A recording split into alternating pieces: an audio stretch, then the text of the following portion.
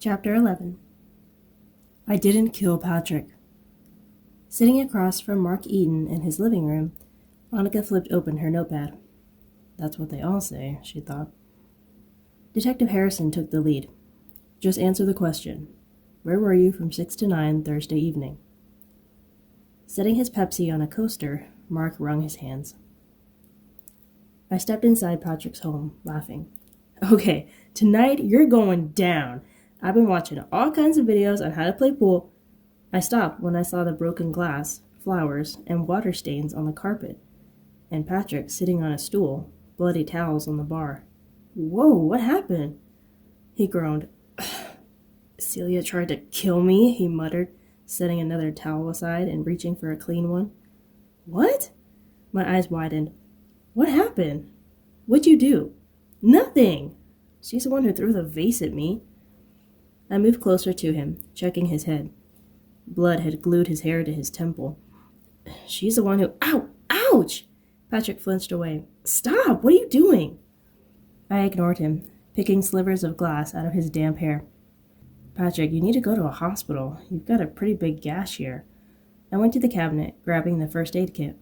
I'm not going to the hospital. I'm fine. You're not fine. Patrick was always trying to be so tough. I did my best, cleaning the cut and covering it with a Band-Aid, a big one. Ow, would you stop? Dude, shut up. And stop moving. He was too tired to really put up a fight. Finally finished, I grabbed some veggies from the freezer, wrapped them with a clean towel, and handed it to Patrick. I knew he could do that by himself. Pressing it against his head, Patrick sucked in air between his teeth and shut his eyes. I'd never seen him like that. Only time I could remember him injured was when he dropped a weight at the gym, almost broke his toe. He didn't go to the hospital then, either. What'd you do? What happened? I asked again. I didn't do anything, he sighed. But you know how emotional she can be. I kept my eyes on him.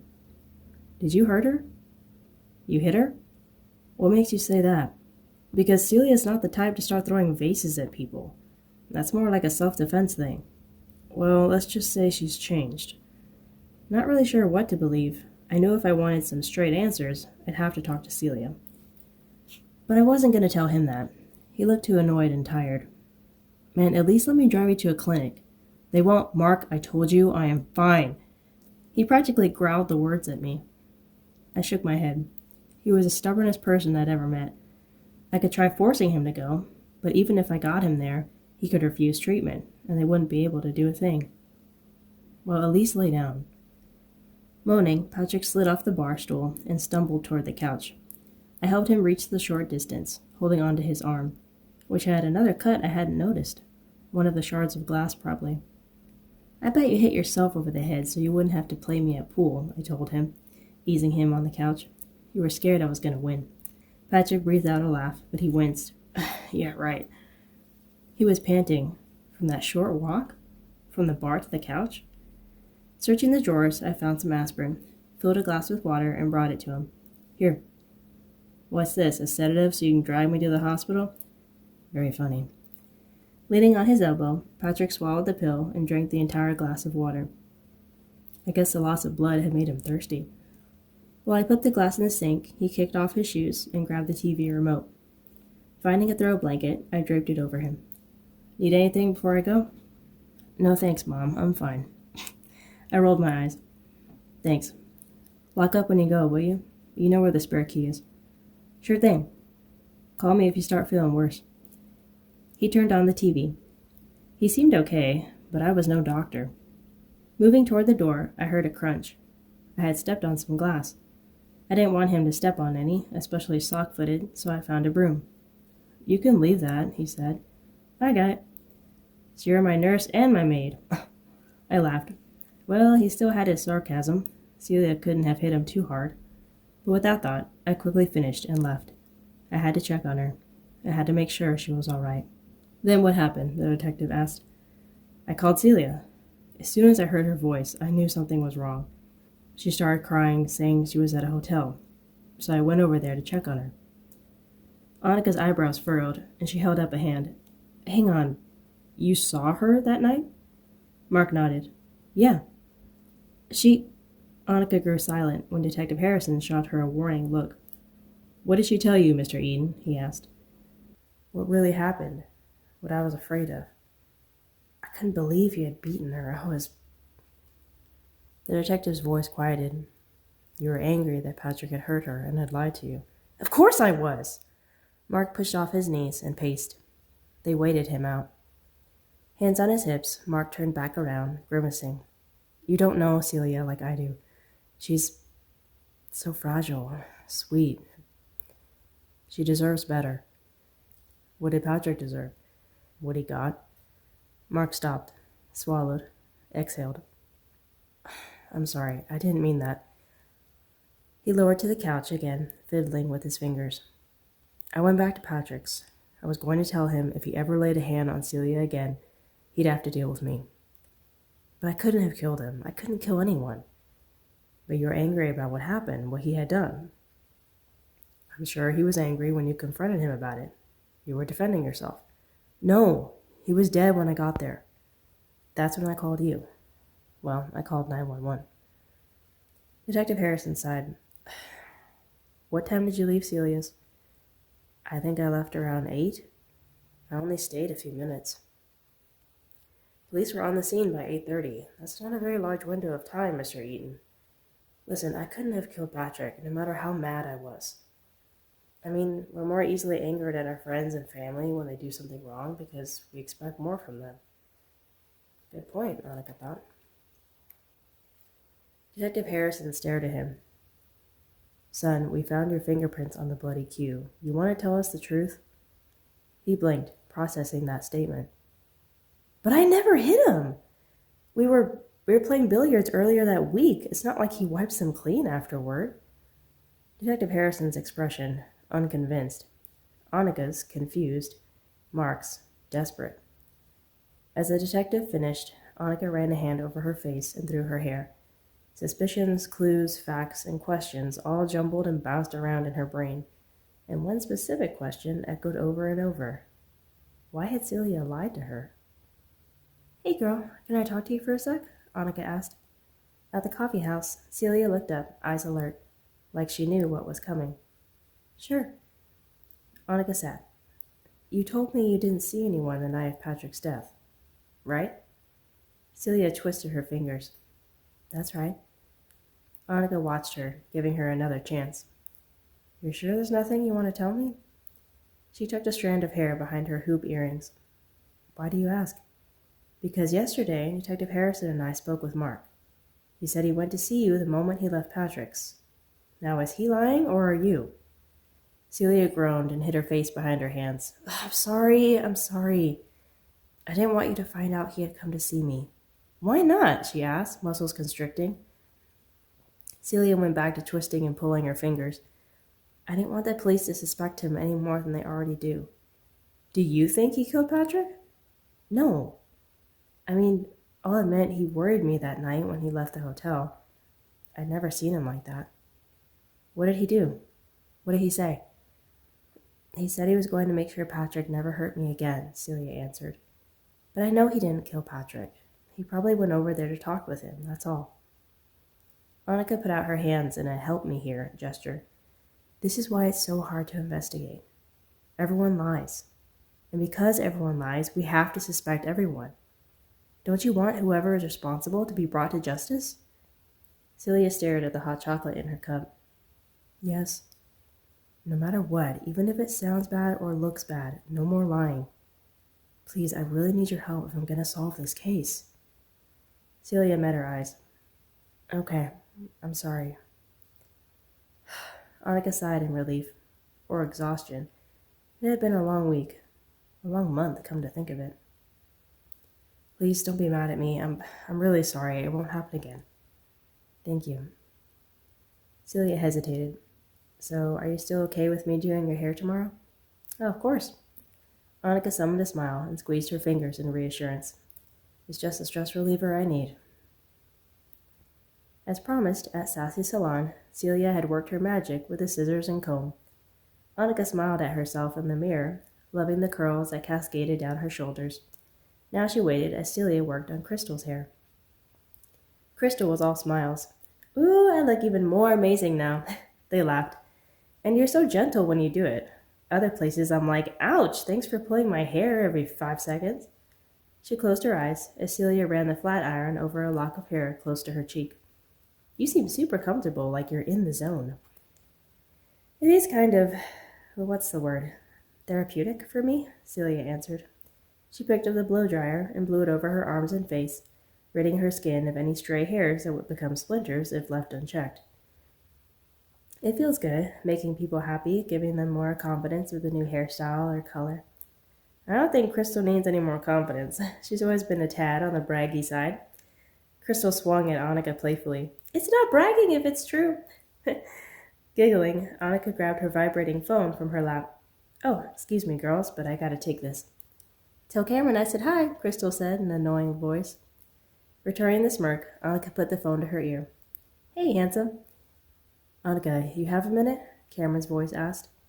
Annika rose, walking to the far side of the salon. Several. Celia gave me a haircut, and I'm waiting for her to finish with Crystal. She paused, expecting him to whine and tease her for cutting her hair without his permission. He said nothing.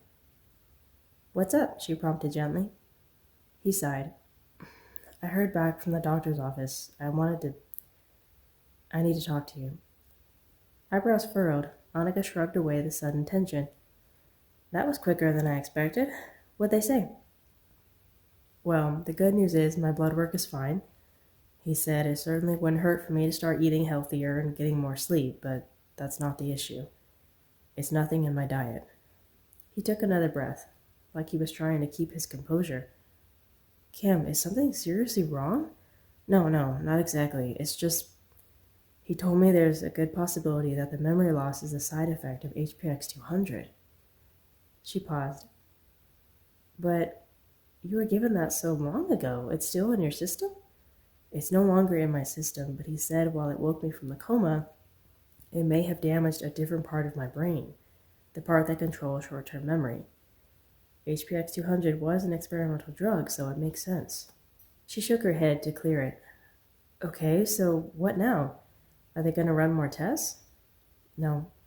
He said it would be a waste of time. Annika's stomach clenched. What aren't you telling me, Cameron? She thought. He spoke again, his voice hollow. He suggested I speak with the doctor who administered the drug to me. Dr. Baines, his father, who was in prison, who wouldn't see Cameron or even speak to him. That hollow voice spoke again. Or the research physician who came up with the drug. Time stopped. Her father, the one Cameron's father had murdered. It took her a moment to find the right words, to find any words. Rubbing a hand down her face, she suppressed a groan. Her father would have been more than willing to help. He would have loved Cameron. She began to pace, burning off some restless energy. Exhaled the emotion and inhaled the logic. Well, could you try seeing your dad again? She asked quietly. Maybe he could help. Cameron scoffed. I've lost count of how many times I've called Dad or gone over there. He won't talk to me. Is there anyone else who could do research on HBX 200? She persisted. Someone besides your dad? Even if there was, it would take years for them to find a cure. By then, I probably won't even know my name. Cam, she chided. Don't give up. I'll keep searching. Maybe we could try some different natural remedies. No, you're not listening. The doctor told me that wasn't the issue. Maybe if your dad knew what was wrong, then he would talk to you. His dad still cared. She knew that. He gave him the house, after all, didn't he? Annika, it's no use. He's not going to change his mind. Where was this coming from? Cameron was forever the strong and faith-filled one. Why was he suddenly acting like this? So forlorn and pessimistic. Annika, will you stop? Nothing is going to work. It's over. The words died in her throat. Cameron had never spoken to her that way before. He had never even raised his voice. Annika, he sounded so tired, so drained, so exasperated. Just stop, please. Her chest burned. Cameron, what is going on? We've never argued like this before. You're always the one spurring me on, telling me to keep going. I'm human, hon, he murmured. I'm sick and tired of this stupid memory problem, tired of my mom and my friends and strangers at the doctor's office suggesting their homemade remedy. Well, they're only trying to help, and so am I. You called me. What do you want me to do? Maybe I wanted you to listen. She threw her hands up. Okay, fine, I'm listening. He exhaled. Silence screamed through the phone line. Annika crossed the room and trudged outside, temporarily escaping from the stairs. Dr. Robinson told me it would be a waste of time to run any more tests with him, Cameron began stiffly. He feels strongly HPX 200 is the problem. I'll just get used to it now and try to cope with it best I can. If something else comes up, then I'll play it by ear and we'll go from there. Okay, she said, testing her voice. That's it? Oh my word, first you yell at me because I'm saying too much. Now you're mad because I'm not saying enough. I'm not mad. Yes, you are. I can hear it in your voice. All right, fine. Let's drop this for now. This is going nowhere. I'll talk to you later. She worked her jaw. Fine. Bye. She hung up, feeling like throwing her phone across the street or breaking down into tears. Maybe both. An hour later, Annika raced down the block. Wind whipping through her hair, arms and legs pumping, keeping in a rhythmic stride. After that conversation, she needed a workout, a distraction. So Annika ran and prayed and ran, until she realized she had been in the wrong too. How hard could that be for Cameron, the forgetting, the guilt, the stress? And now, each time he forgot something, the face of his father would grate on his conscience. Every time he turned around, the consequences of his father's actions slapped him and berated him. In trying to cover his tracks and frame someone else for the murder he committed, his father had inadvertently caused Cameron to slip into that coma last year, and then panicking, had given him an untested and unready serum. She couldn't add to Cameron's burden by nagging him, but still, it concerned her how this memory issue was growing between them, setting them at odds against each other. They couldn't let Satan win, couldn't let Satan use them. I'm sorry, Lord. Please forgive me and help me. Help us both. Arriving back to her humble home, she slowed to a cool-down walk, then stopped abruptly. Someone was leaving her doorstep. Cameron? Through labored breathing, she called out, Cameron? He turned. Annika. Handsome as ever, he approached in tan slacks and a blue dress shirt that brought out those eyes, though he seemed hesitant. I was wondering where you were.